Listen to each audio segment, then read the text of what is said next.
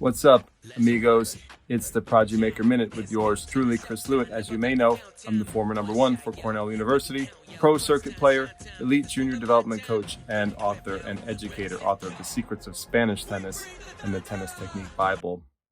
Well, I was watching the final of Djokovic versus Tsitsipas at the Australian, and I just think that I wonder to myself whether this is the death knell of the one-handed backhand at the pro level. I don't know if you guys have been following what's happening at the pro level statistically, but if you look on the female tour, there are zero women now in the top 100, I believe, and the rankings fluctuate a little bit, but more or less zero women with the one-handed backhand at the pro level in the top 100, and there's a handful in the top 300. I was doing a little research, just informal research. And on the men's side, there are about 12 or 13 at my last count in the top 100. So that's, getting down to about 15% of the men. And Federer's retired. So you no longer have that paragon of beauty demonstrating one-handed backhand from one of the greatest players of all time. So the best one-handed player is now Tsitsipas. He has the highest ranking. And going down from there, I think it's Shapovalov and Dominic Thiem. And so outside the top 10, Tsitsipas is the only one. And looking at the top 100 of the men, you're looking at almost 90% two-handed players. So, guys, I think these statistics are really an indictment. They are an indictment of the one-handed backhand. And I've been hanging on to the one-handed backhand. I still teach it to some of my students for many years now. And I've when Federer was still around, you sort of felt like, okay, Federer's there. He's one of the most famous and popular players, one of the most successful players of all time. And if he's got a one-hander, it's sort of everyone's like, okay, the one-hander's still around. But I guess now that he's retired and Tsitsipas is the only one, and then you watch Tsitsipas get manhandled by someone like Djokovic with his two-handed backhand. I was looking at a review by Craig OShaughnessy, who does some really good writing. As much as sometimes I criticize Craig, some of his views on Spanish tennis and shot rallies and how to coach players, his analysis, tactical analysis of matches is really great. He does a very good write-up and summary of pro matches, and he was talking about how Djokovic just owned Tsitsipas from the baseline. And I think that's partly because if you look at, I've only watched the highlights. I haven't watched the match in entirety, but I'm hoping to catch the match on replay this week. But basically on the big points, you can see Djokovic knows where to play. He's going to attack the Tsitsipas backhand. He's going to even sometimes come to the net against the Tsitsipas backhand. And Tsitsipas just is not going to be able to hold the baseline toe-to-toe with someone like Djokovic in terms of backhand quality. And I just think you see that with a number of top two-handed players.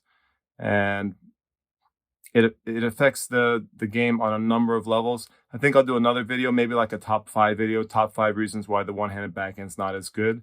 And I don't get me wrong, guys. I love the one-hander. I have a nostalgia for the one-hander. I love my one-handed backhand myself.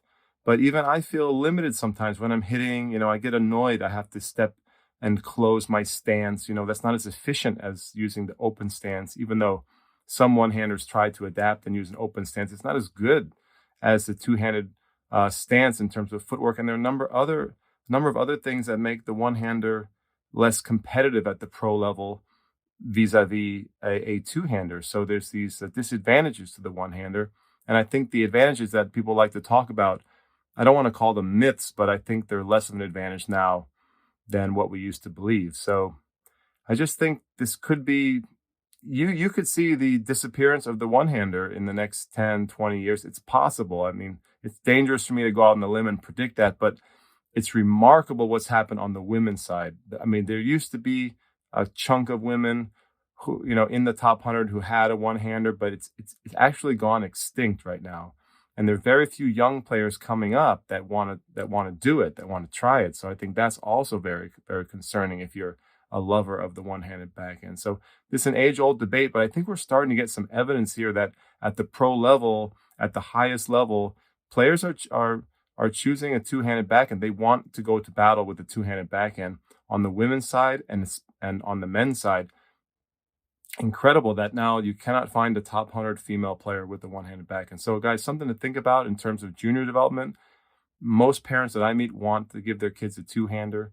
You occasionally get an artistic, creative kid that wants to develop a one-hander, but I don't know, guys. I don't know if I should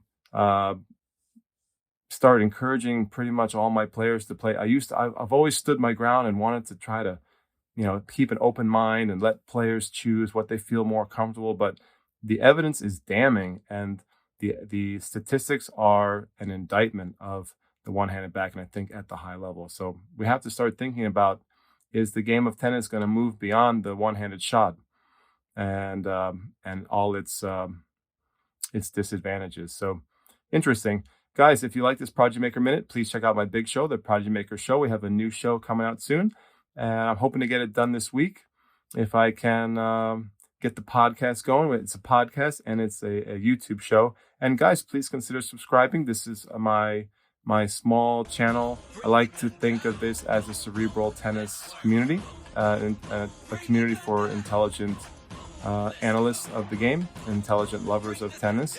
And I would love for you guys to join the community. If you're into that, if you don't mind subscribing, that would really help our channel grow. Appreciate it, guys. I'll see you on the next program. Step into the spotlight, get lit, yo. Let yourself go. On time, high time, gotta go big time. This is it, yo. Never take no flight time.